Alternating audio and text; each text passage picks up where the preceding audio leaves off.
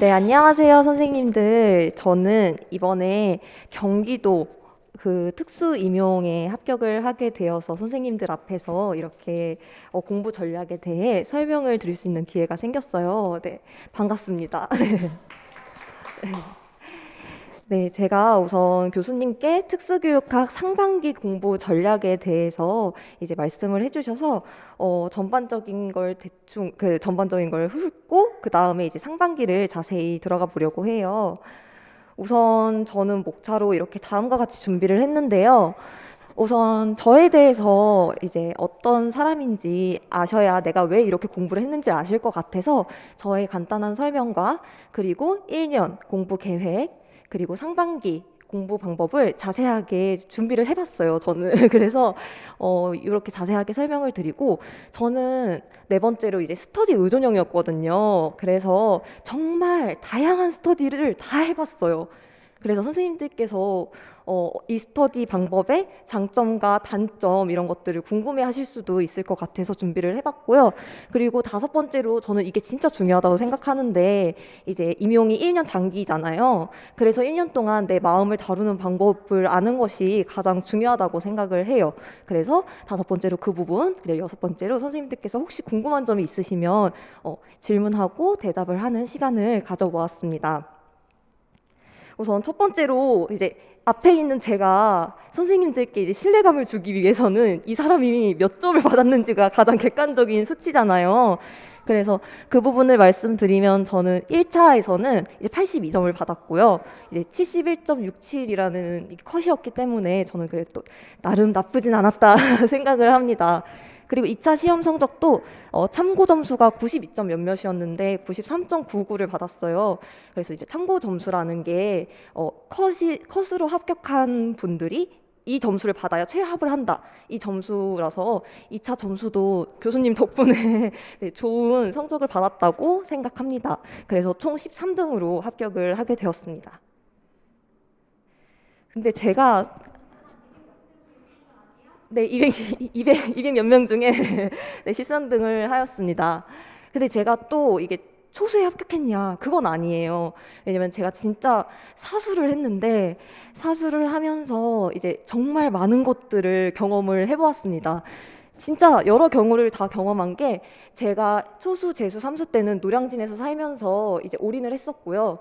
작년 같은 경우는 이제 제가 1년 기간제를 하면서 했기 때문에 이제 올인도 경험해보고 기간제 병행도 경험을 해본 사람입니다.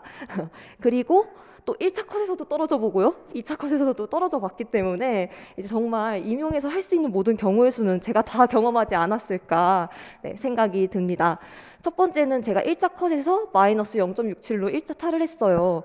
이제 탈락을 한 뒤에 제가 왜 이게 탈락을 했을까 이제 고민을 해보니까 서브를 이제 저희가 만들잖아요. 아니면 타 합격생의 서브를 활용하거나 근데 이제 그 서브에 관련된 그 내용에 완벽한 이해와 암기가 부족했다라는 결론이 나오더라고요.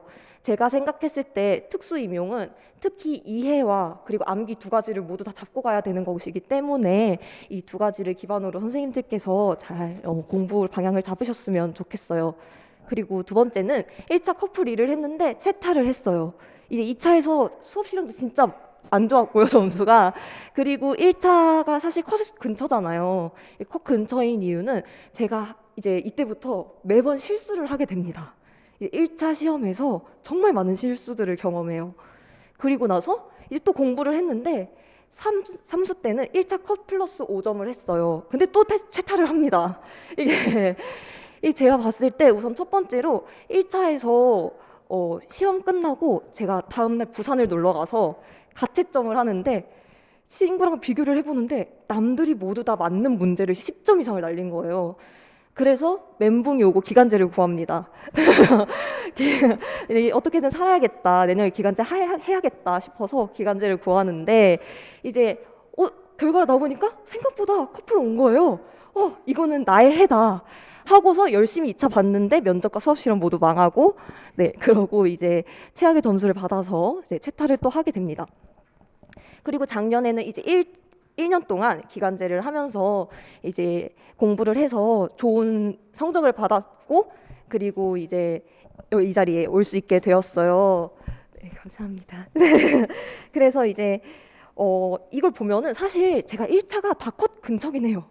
1차가 떨어져도 컷 근처였고 또 어쨌든 다 컷 근처여서 나는 왜 자꾸 1차가 그래도 컷 근처였을까라고 이 부분을 생각을 해보니까 저는 성격이 약간 시작하면 끝을 봐야 돼요.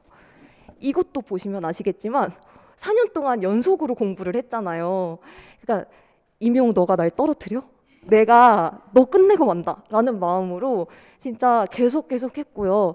그리고 제가 이제 사수 동안 1월에 공부를 시작하든 3월에 공부를 시작하든 7월에 공부를 시작하든 어쨌든 시작하면 끝까지 꾸준히 했어요.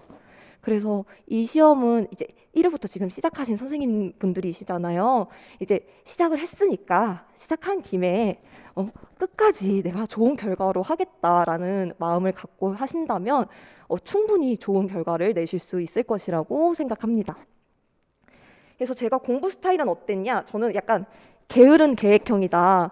계획 세우는 거는 너무 좋아하는데 잘 지키지는 못했다. 그래서 그걸 지키기 위해서 했던 게 스터디였다. 그래서 스터디 의존형이다. 그리고 세 번째로는 저는 암기가 느리고 글자 그대로 문장을 외우는 걸 힘들어해요. 그래서 이러한 부분에 대해서 어떻게 공부를 했는지 말씀드리겠습니다.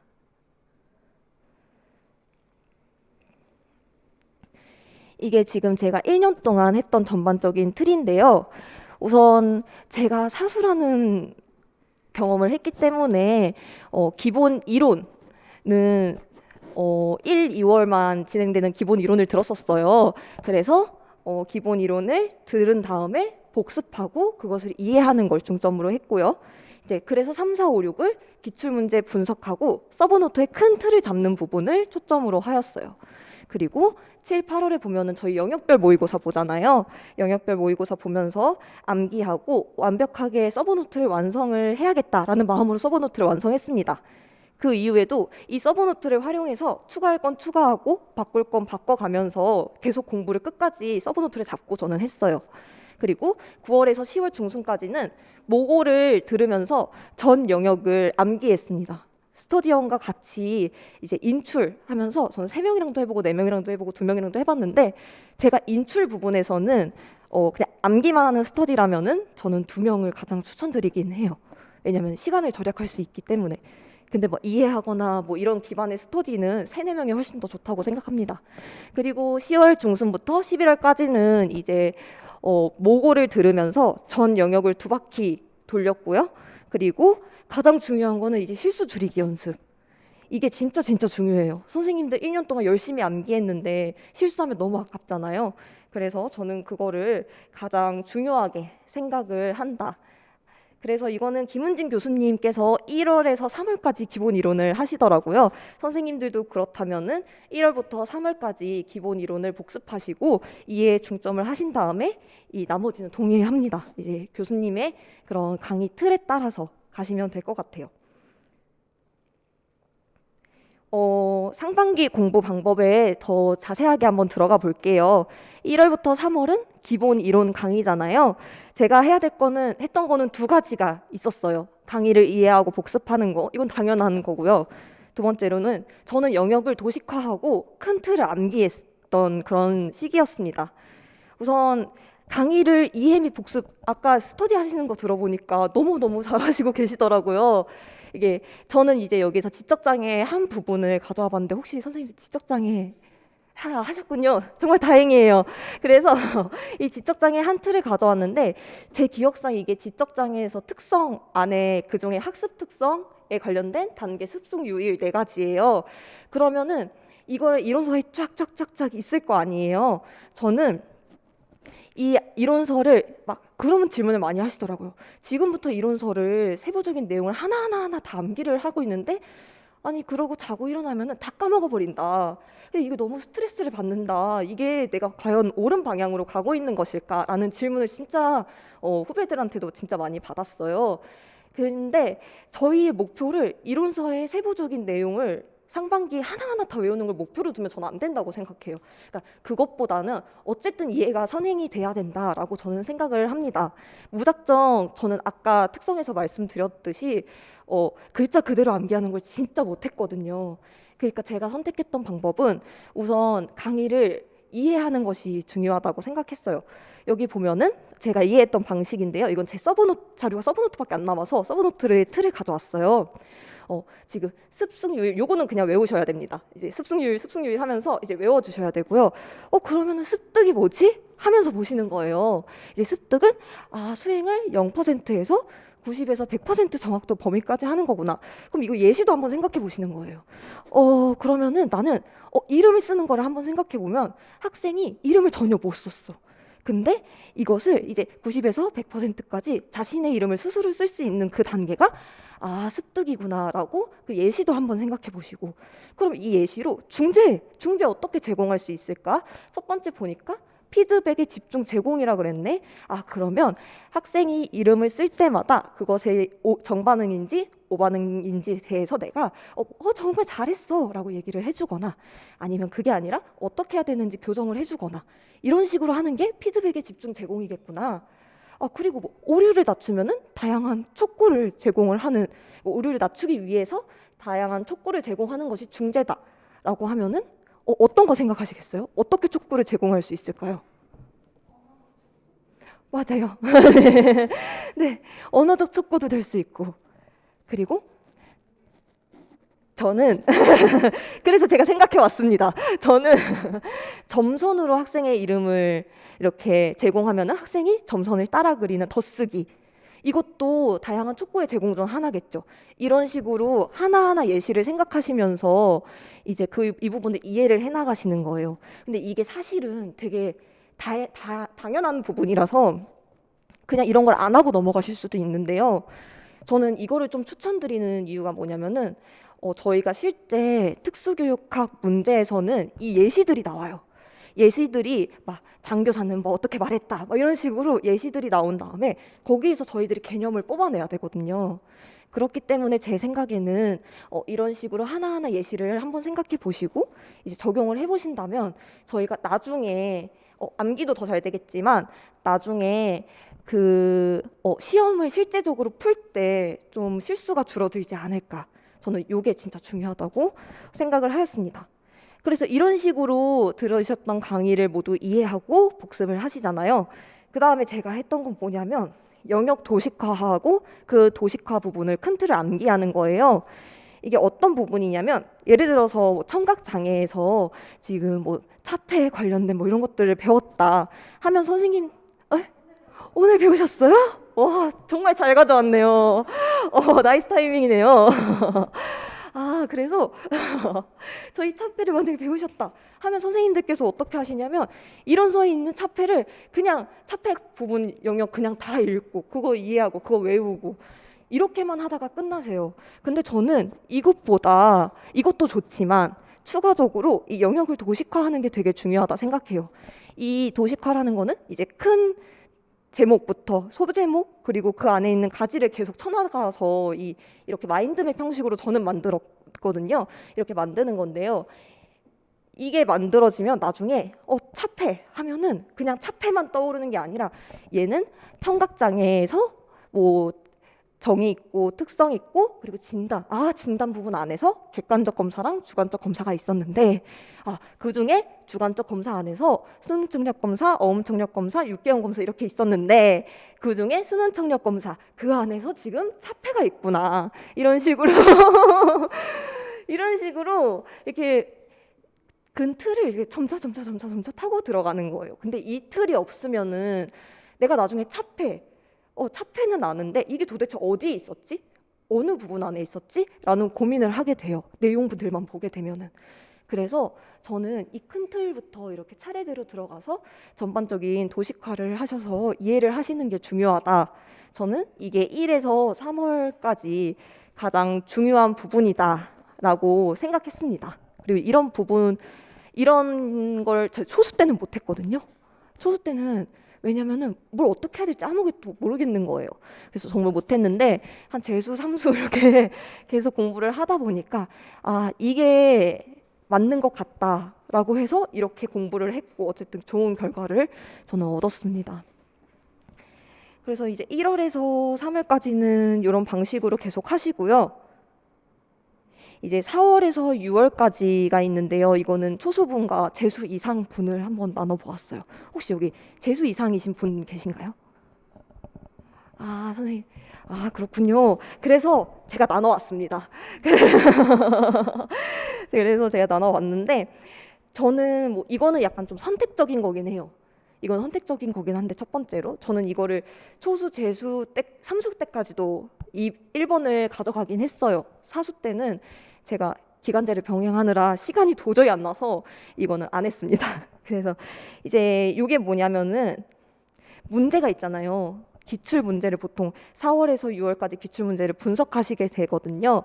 1번 보시면은 요거를 보고 선생님들께서 혹시 무슨 장애 영역인지 지적장애라고 생각하시나요? 네, 맞아요. 맞아요. 이 부분이 이제 지적장애라고 저도 분류를 했었어요. 근데 이게 또 세부적으로 보면요. 세부적으로 보면은 기억을 위한 방법을 쓰고 니은에 해당하는 개인의 지원 요구 및 의료적 판별을 위한 표준화 검사 도구의 명칭을 쓰시오. 제 기억상 이제 1번 부분이 PCP에 관련된 내용이고 이제 표준화 검사 도구 SIS에 관련된 부분이었거든요. 그러니까 이 전체적인 걸 보니까 지적장애가 맞긴 한데 또 자세히 보면은 기억을 위한 방법이 PCP였잖아요. 이 PCP가 사실 지적장애만 있진 않거든요. 맞아요. 전환교육에도 있어요. 이 PCP에 관련된 내용이. 그래가지고 이게 나중에 특히 재수 이상이신 선생님들은 이게 아 맞다 지적이랑 전환에 모두 다 들어있지만 전반적인 문제의 흐름상 그리고 이 위에 AAIDD라는 말을 명확하게 해줬으니 얘는 지적장애 분류해도 되겠다. 저는 이 과정도 필요하다고 생각을 합니다. 그래서 이제 PCP 혹시 아시나요? 아, 그러신가요?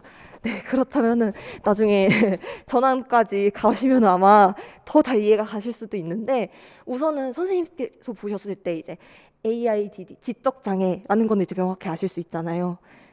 그래서 그렇군요. 네, 네, 네.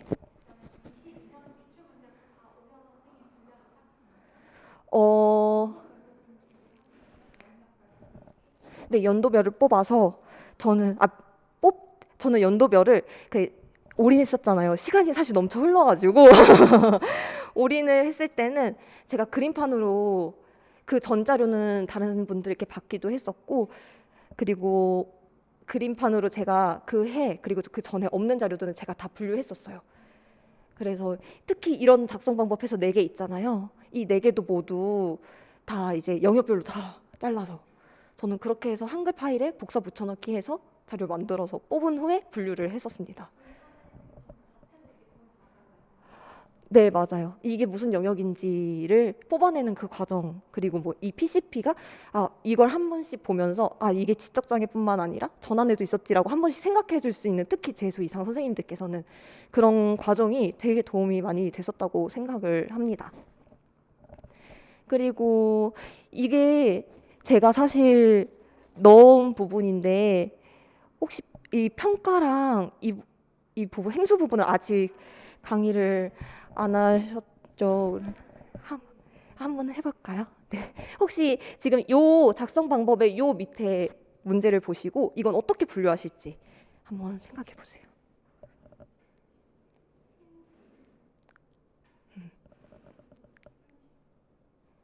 어떻게 행동 수정? 행동, 행동 수정. 네, 맞아요. 저도 이걸 행동 수정으로 분류를 했었습니다. 근데 이제 제가 이걸 가져왔던 이유는 뭐냐면은 이 기억에 해당하는 용어와 니은의 의미 요 관련 부분이 제 기억상으로는 관찰자 간 신뢰도에 관련된 부분이었어요. 근데 저는 관찰자 간 신뢰도라는 개념이 행동 수정에도 있었고 평가에도 있었거든요. 그래서 이제 이거를 그 둘 중에서 구분을 할 수 있어야 되는 거죠. 그래서 이렇게 보면은 행수 평가로도 생각할 수 있지만 이 전반적인 반응 지연 시간 이런 문제의 흐름을 봤을 때 얘는 평가보다는 이제 행동 수정에 조금 더 가깝다. 그래서 저도 행동 수정으로 분류를 했습니다. 이런 과정이 사실 굉장히 귀찮을 수도 있어요. 근데 이제 저희 24시간 동안 계속 공부 안 하잖아요. 그렇기 때문에 정말 나 이거 공부가 너무 하기 싫고 너무 지치고 머릿속에 더 이상 들어올 게 없는 것 같다 라고 이제 생각하실 때 남는 시간에 이제 이런 거 한 번씩 해주시면 어떨까라고 저는 생각을 해봅니다. 특히 저는 이게 하나하나 다 뽑긴 했지만 제가 생각했을 때는 요 영역별을 제가 삭제 영역별 돼 있는 거 말고 그냥 강사분들께서 그리고 특히 이런 기출 자료들을 나눠주시잖아요. 그런 걸 보고도 제가 한 번씩 더 생각해 본다면 그냥 그 과정 자체가 굉장히 의미 있지 않을까라고 저는 생각을 합니다. 그리고 이제 두 번째로 당연히 이제 기출 문제를 풀고 이걸 분석하고 스터디원과 공유를 해야겠죠. 그래서 저도 그러한 과정을 거쳤는데요. 이게 의사소통 장애죠. 네. 의사소통 장애인데 이제 제가 강의 보니까 의사소통 장애를 하셨더라고요. 첫 번째. 그래서 이걸 가져와 봤습니다. 이 선생님들께서는 이렇게 기출을 보실 때 첫 번째로 답을 찾으세요. 제가 답을 찾으십니다. 그냥 답을 적으세요. 그리고 넘어가세요. 저는 그거는 절대 추천하지 않는 방식입니다. 제가 생각했을 때 이건 어떻게 하는 게 좋을까? 우선 초수 선생님은 여기까지만 하시는 걸 추천드리고 이제 재수 선생님들은 더 많이 들어갑니다만 우선 여기 초수 선생님은 제가 생각했을 때는 여기까지 하는 게 어떨까? 왜냐면 저의 경험상 그래서 한번 이야기를 해보자면 우선 첫 번째로 문제를 읽고 묻는 것을 전 파악했어요. 당연히 답을 적기 위해서는 뭘 물어보는지를 파악해야 되잖아요. 그래서 첫 번째로 기억에 해당되는 용어를 물어보는 거고 두 번째로 빨간색의 오조음 유형에 대해서 물어보는구나. 그러면은 두 번째로 이거에 대해서 답을 적어보는데 이때 중요한 거는 문제 파악할 때 이 밑에 있는 다양한 조건들을 파악하는 거예요.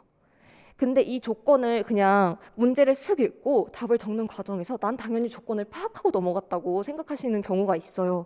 근데 나중에 스터디원들이랑 얘기를 나눠보면 답이 달라요. 왜 다르지? 하고 보니까 내가 조건 하나 놓친 거예요. 이런 식으로의 과정이 있기 때문에 저희는 계속 머릿속으로 조건을 생각해야 돼. 이 부분이 굉장히 중요하다고 생각합니다.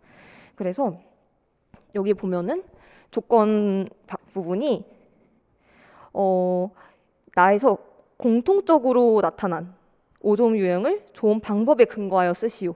에서 얘도 함께 고려를 해서 이 5종 유형을 적어주셔야 되는 것도 굉장히 중요하고요. 그리고 여기에 예시들을 고려해가지고 선생님들이 아는 그 양치 경영선, 그 파마파비유 요거 고려해가지고 답을 찾아내시는 그 과정이 굉장히 중요합니다. 그래서 여기 기억에 해당하는 용어를 쓰시오 했을 때 다양한 접근법 지금 위에 보면은 발음이 정확하지 않아요. 그런가요? 하면서 조음 장애에 관련된 내용이 나와 있고요. 밑에 보면은 조음 장애 안에 중재법 중 언어인지적 접근법 안에 또 뭐라고 얘기를 하잖아요. 그래서 이렇게 이 조건을 찾아내는 것이 굉장히 중요합니다. 그리고 이제 이 문제에서 제가 아까 말씀드렸던 게 나오는 거죠. 도식화. 왜냐면은 이 문제 특히 제가 문제를 읽으면서 얘는 조음장애네? 그러면은 의사소통장애에서 유형 중에 조음장애를 생각해내셔야 되고요. 그리고 조음장애에서 다양한 접근법, 맞아, 조음장애 중재, 조음문장애 중재에서 전통적 접근법이랑 언어인지적 접근법이 있었지. 이제 거기서 더 들어가셔야 되는 거예요. 언어인지적 접근법 중 하나이니까 언어인지적 접근법에는 또 의문 변동 접근법, 맞나요? 그거가 맞아요. 변별자질 접근법. 이런 식으로 제가 아까 말했던 큰 틀을 도식하는 게 중요한 이유가 특히 이 문제에서 잘 나타난다고 생각해서 저는 가져와 봤습니다. 그래서 이런 식으로 답을 적어 보시는 거예요. 그리고 제가 아까 말했던 문제의 가지를 파악하는 거. 이제 내가 답을 적어보고 조건을 다 고려해가지고 체크해서 완벽한 답을 적었다라고 생각이 된다면 이제 그게 어느 가지 있었는지 아까 말씀드린 것처럼 도식화를 한번 떠올려 보는 거죠. 저는 초수 때는 여기까지 했었고 이게 제 점수에 나쁘진 않았어요. 나쁘지 않은 결과였어요. 이 방법이. 그래서 이제 말씀드렸습니다. 그렇습니다. 네. 네. 내 재수는 여기서 더 확장해요. 근데 그리고 뭐 초수 선생님께서 이걸 하실 때 이게 안 떠올릴 수 있잖아요. 근데 이거를 막 완벽하게 인출하라는 게 아니라 그냥 모르면은 찾아가면서 한 번씩 보라는 거예요. 한 번씩 보고 또 이해가 안 된 부분이 또 있으면 그 부분 또 이해해보고 그런 식으로 한 번씩 더 보고 찾아보면서 하는 그 과정이 굉장히 중요하니까 네, 그렇게 저는 생각합니다. 그리고 이제 재수 이상의 선생님들은 여기서 더 파고 들어가는 거예요. 왜냐면은 여기까지 하는 시간이 초수 선생님들은 이 요거 자체가 만약에 10분이 걸렸으면 재수 선생님들은 조금 덜 걸리시거든요, 시간이. 그러니까 이제 재수 선생님들이 5분 동안 요걸 했다. 그럼 나머지 5분은 더 파고 들어가셔야 되는 거죠. 그래서 저는 재수 이상 때부터는 요걸 추가했어요. 재수 이상 때부터는 이렇게 조건 다 고려해서 답도 적어보고 가지도 생각을 이렇게 파악한 후에 그리고 이제 여기에 또 다른 문제가 뭐가 있을까? 이 문제에서 저는 찾아봤습니다. 여기 보면은 제가 봤을 때 이 문제에서는요. 여기 접근법이 있어요. 의문변동 접근법이 있어요. 하면서 의문접근법의 그 정의도 나와 있었고요. 글씨가 별로네요. 그리고 이제 여기 장점도 나와 있었어요. 이런 식으로 그러면 제 생각에는 다음에는 의문변동 접근법의 장점을 물어볼 수 있겠다. 이렇게 좀 파악할 수가 있는 거죠. 그리고 이 과정을 제가 좀 깊게 많이 해봤더니 실제로 그 범위 안에서 문제들이 나오더라고요. 이 문제에서 실제로 묻진 않았지만 이 안에 녹여져 있는 개념들이 다음 해의 문제로 나오고 또 그 다음에 문제 나올 수도 있고 이런 식으로 됐기 때문에 이 과정도 재수 이상 선생님들은 굉장히 중요하다고 생각합니다. 그리고 이제 소스를 뽑아내서 지금 장점과 정의가 나왔어요. 제가 생각하는 소스들은. 그러면은 이제 제가 찾았던 이론서의 정의들과 얘를 한번 비교를 해봤어요. 제 이론서에서는 의문변동 접근법을 이런 식으로 정의를 해놨거든요. 좋은 패턴을 찾아서 비정상적인 의문변동 패턴을 제거하는 방법. 그래서 얘는 장점.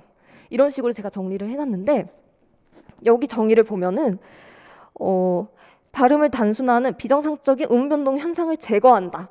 이런 말이 있어요. 그러면은 나는 이론서에서 이 문장을 봤잖아요. 이 문장을 봤으니까 여기서 키워드도 뽑아낼 수 있는 거예요. 저는 그렇게 했습니다. 네, 키워드를 비정상적인 의문변동 현상을 제거한다. 제거하는구나. 얘는 비정상적인 의문변동 패턴을 제거하는 거구나.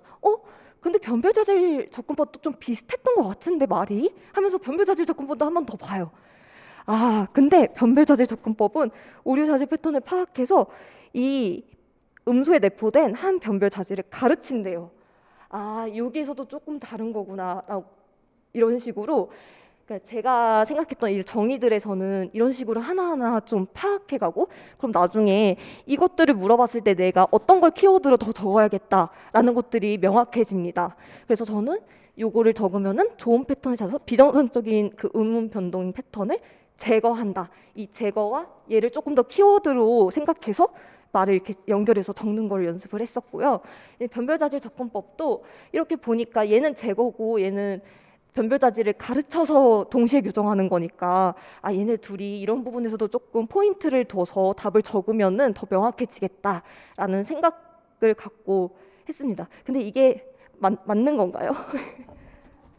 그래요. 이게 네, 그렇습니다. 저는 이런 방식으로 문제들을 봐서 사실 기출 분석이 진짜 오래 걸렸어요. 특히 초수 때보다 재수 이상 이걸 할 때가 더 오래 걸렸었던 것 같아요. 근데 이러한 거를 한번 정립하고 제 서브를 조금 완성을 하게 된다면은 이제 제가 이해한 단어들로 문장이 만들어진 거니까 더 외워지기가 쉽더라고요. 그래서 저는 무작정 외우는 거 못해서 이런 방식으로 네, 이해를 했습니다. 저는 이런 방식으로 상반기를 했었고요. 제가 스터디를 정말 많이 했다고 했잖아요. 저는 특수교육학은 절대 스터디를 놓은 적이 없거든요. 작년 기간제 했을 때도.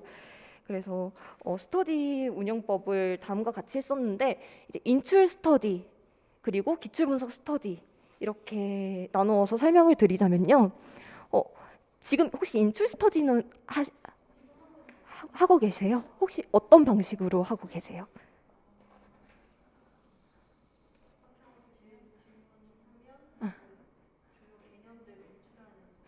아, 이렇게 말로 인출하시는 거요?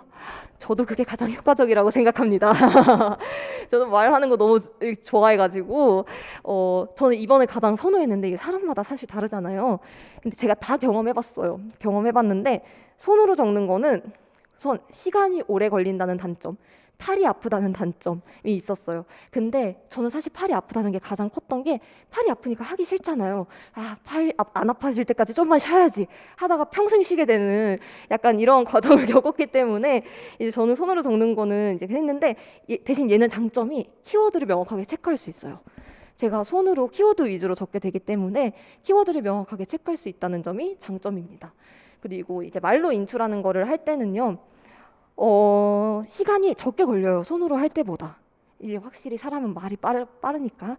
근데 단점은 키워드를 잘 파악하기가 어려웠어요. 내가 이 키워드를 명확하게 얘기를 했는지, 그러니까 기억도 안 나고 또 상대방 스터디원이 제 말을 매번, 매 시간, 매 초마다 집중해서 들어줄 수가 없어요. 그러니까 상대방 스터디원이 한번 놓치면은 내가 그 키워드를 인출했는지는 잘 모르는 거죠. 그래서 이 말로 인출할 때는 스터디원 간의 서로의 신뢰와 책임감이 굉장히 중요하다고 생각합니다. 그리고 제가 말로 인출하는 것도 좀 그렇고 손으로 적는 것도 좀 그래서 내가 마인드맵으로 직접 한글이나 마인드맵 프로그램에 타이핑을 해보는 스터디도 해봤어요. 그러니까 외운 거를 이렇게 자판으로 적는 거예요. 근데 이제 얘는 시간도 단축되고 내가 짧은 시간 안에 전 영역을 인출할 수 있다는, 그리고 키워드도 체크할 수 있다라는 장점이 있었는데요. 대신에 단점은 이게 마인드맵을 이렇게 손으로 타이핑을 하다 보니까 이게 뇌를 반만 거치고 벌써 적더라고요. 이게 사람이 생각을 잘하고 이해를 한 거를 토대로 이 말로 내뱉어야 되는데 그냥 이 처음에는 좀 생각하면서 오래오래 걸리다가 어느 순간부터는 여기까지만 거치고 그냥 이렇게 제가 손으로 적고 있는 거예요. 근데 이게 저만 그런 줄 알았는데 그때 같이 스터디했던 친구도 나도 뇌를 반만 거치는 것 같다라고 얘기를 해가지고 이게 장점은 많지만 생각보다 좋은 그런 방법은 아닌가 보다라는 저는 생각을 했어요. 근데 나쁘진 않았습니다. 손으로 적는 것보단 저는 훨씬 나았습니다. 그래서 저는 이렇게 세 가지 방법을, 그 장단점을 모두 다 말씀드렸고요. 기출분석 스터디는 4월에서 6월에 선생님들께서 아까 말씀드린 그 기출분석 방법 있잖아요. 그거를 저는 이제 만약에 지적장애다 그러면은 그 지적장애 관련된 문제들을 각자 집에서 공부를 해보고 일주일에 한 번 스터디원들과 만나서 이 문제들을 같이 공유하는 거예요. 내가 생각한 과정, 그리고 내가 적은 답, 그리고 뭐 여기서 난 키워드를 아까 그 재수 이상 선생님들의 방법에서는 내가 이 부분을 키워드라고 생각했는데 또 다른 친구들은 안 그럴 수도 있어요. 저는 이렇게 키워드로 내뱉었는데 다른 친구는 내가 강론에서 보니까 그거 말고도 이러한 문장도 있더라. 그래서 그러면 이제 스터디원과 저와 함께 그 얘기를 나누면서 키워드도 정립해 나가고 문제 조건들도 챙겨가면서 답을 적어보고 이제 그 과정을 직접 말로 하면서 토의하는 그 방법을 저는 사용했습니다. 이게 생각보다 남는 게 없는 것 같을 수도 있는데 굉장히 도움이 많이 됐어요. 저는 이거는 3명 이상 항상 했었습니다. 3명 아니면 4명. 그래서 한 명씩 돌아가면서 문제를 풀었고요. 개인적으로 이 과정은 소수보다는 한 3명? 4명끼리 더 많은 생각과 많은 답들을 같이 공유하는 게 조금 중요하다고 저는 생각해서 항상 이 스터디는 3명 이상 했었던 것 같아요. 그래도 혹시나 짝 스터디를 지금 하고 있는데 이 짝을 나는 버릴 수 없다 하시면은 그냥 짝과 함께 이 과정이 중요한 거니까요. 그래서 3명 이상 추천하지만 짝도 괜찮다. 네, 그렇게 생각합니다. 그리고 이제 마인드 컨트롤 부분인데요. 우선 저는 가장 중요하게 생각한 건 적절한 휴식이었어요. 너무 휴식을 잘 챙겨서 사수를 한 건가 싶기도 한데 네, 근데 그렇다고 제가 막 공부만 1년 내내 할 수는 없잖아요. 그래서 저는 항상 한 8월까지는 항상 낮잠도 가끔씩 자고 그리고 주말은 1일을 무조건 쉬어주고 가끔 2일도 쉬고 이러면서 공부를 했습니다. 공부는 양보다 질이잖아요. 그쵸? 양도 중요합니다. 그치만 그리고 저는 두 번째로 이게 진짜 저는 가끔씩 제가 불쌍한 거예요. 노량진 와가지고 지금 여기서 강의 듣고 있고 내 친구들 저기서 합격해가지고 막 일하고 있는데 나 지금 노량진에 앉아가지고 추리닝 입고 내가 사는 옷은 다 검정색 옷이고 그래서 저는 가끔씩 제가 불쌍했거든요. 근데 진짜 불쌍히 여기지 않는 것이 굉장히 굉장히 중요하다고 생각합니다. 왜냐면은 저는 이 마인드를 작년부터 가질 수 있었는데요. 이 뭐라 해야 되지? 사실 우리가 목표 없이 살아가는 사람들도 진짜 많잖아요.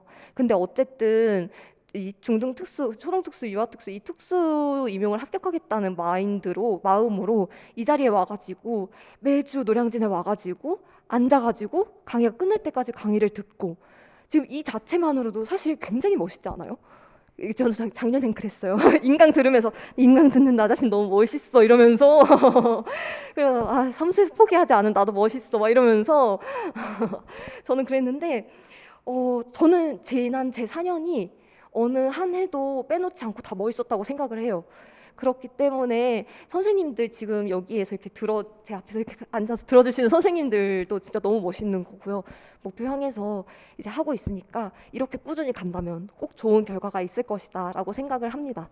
그리고 이거는 제가 자꾸 채탈하고 친구들 옆에서 막 합격해 나가고 나랑 같이 노량진 옆방에 있었던 애 합격해 나가고 막 이러면서 사실 마음이 많이 다쳤었어요. 그리고 자존감도 정말 많이 떨어지고 사실 오래 공부한 거잖아요. 근데 제가 다시 매번 일어날 수 있었던 문장인데 모두의 시간은 다르다. 아직 나의 때가 오지 않았다.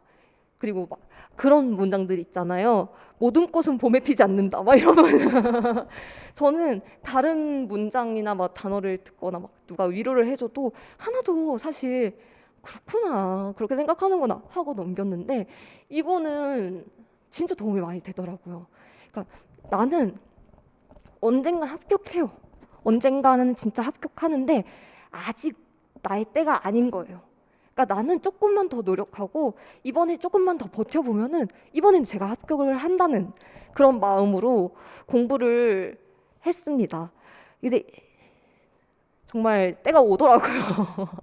정말 계속 하다 보니까 제가 어떻게 이 자리에도 서 있게 됐고 선생님들 앞에서도 이런 말을 할 수 있게 된다는 게 정말 기다리고 하면은 올해는 선생님들의 때이니까요.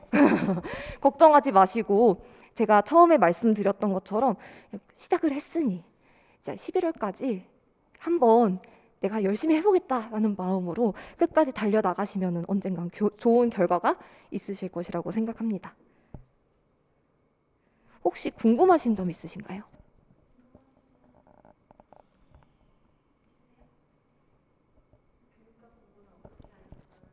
교육학 공부요? 저는 교육학 공부도 특학이랑 좀 비슷했어요. 그러니까 저는 교육학은 상반기에는 우선 이해, 하반기에는 암기 해서 상반기에는 같이 교육학 스터디를 함께 했거든요. 의존형이라. 그래서 교육학 스터디를 하면서 개념을 이제 서브로 정리를 하고 그 서브 개념을 스터디원과 공유하고 이거를 돌아가면서 이제 인출하는 게 아니라 이해를 했어요. 이 개념은 왜 이렇게 나왔고 그래서 얘 장점이 왜 이렇게 나왔는지 한 명씩 돌아가면서 자신이 이해한 걸 토대로 이제 말을 했습니다. 상반기에. 그리고 하반기에 암기를 했어요. 하반기에는 일주일에 한 번씩 한 영역씩 막 암기를 하다가 나중에는 뭐 일주일에 2영역씩 암기하고 나중에는 시험 전날은 항상 교육학 전체를 다 인출했던 것 같아요. 그러니까 중요한 부분을 뽑아서 강사들이 문제를 낸 것들 기준으로 이제 그래도 그 개념들의 한 4분의 3은 인출을 하고 했는데 이게 어쨌든 하반기에 계속 인출을 하잖아요. 일주일에 한 번씩 만나서 인출을 하니까 시험 전날 오전 중에 그 인출이 모두가 가능하더라고요. 그래서 이제 근데 그게 가능했던 이유는 어쨌든 상반기 이해가 바탕이 되었기 때문에 그래서 상반기에는 우선은 그 교육학 개념들 그 이해하는 부분과 어려운 단어들 있잖아요. 그런 어려운 단어들도 계속 익히는 과정이 필요한 것 같아요. 교육학은 특히 그 단어를 외우는 게 굉장히 어려워서 저는 그런 걸 토대로 했습니다. 네.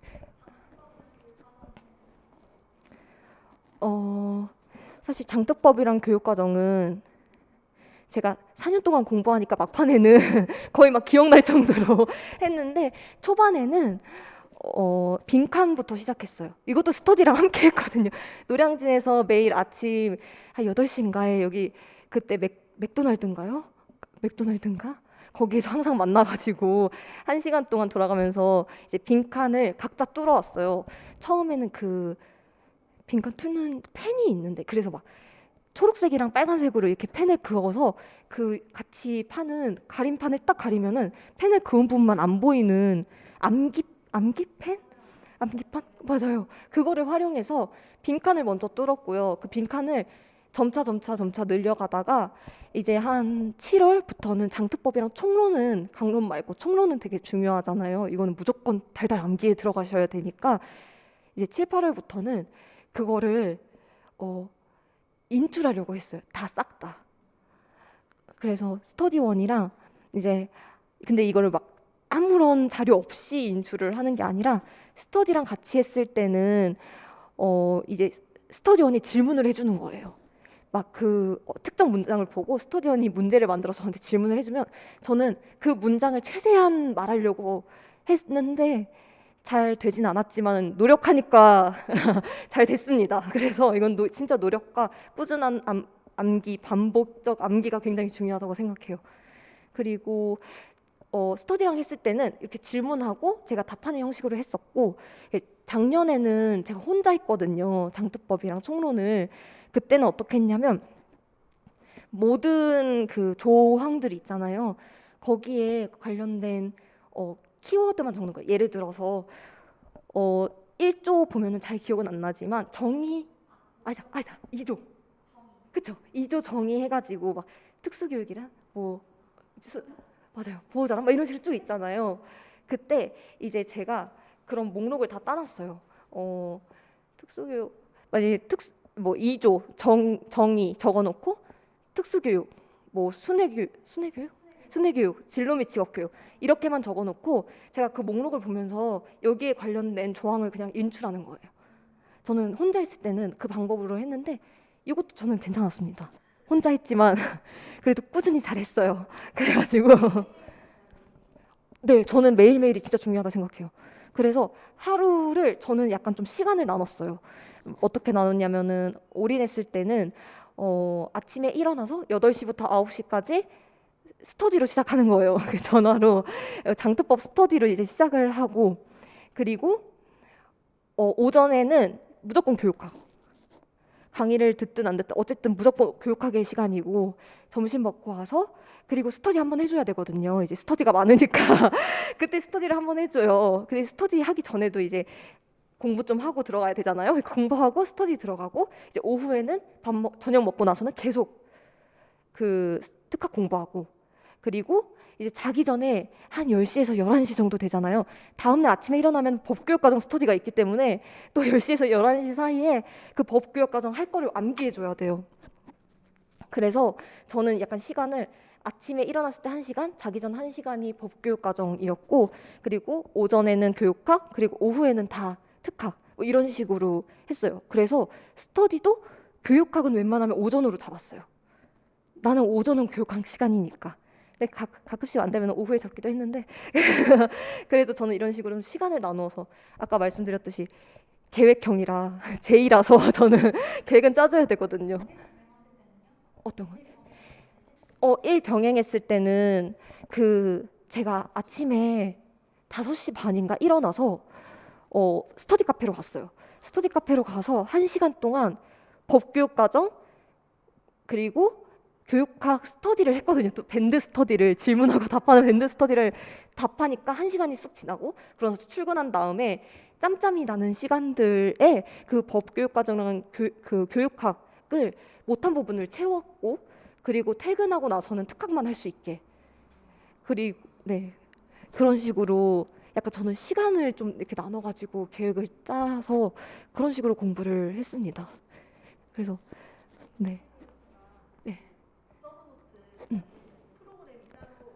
아, 네, 그 알마인드 프로그램이라는 거예요. 무료예요. 무료예요.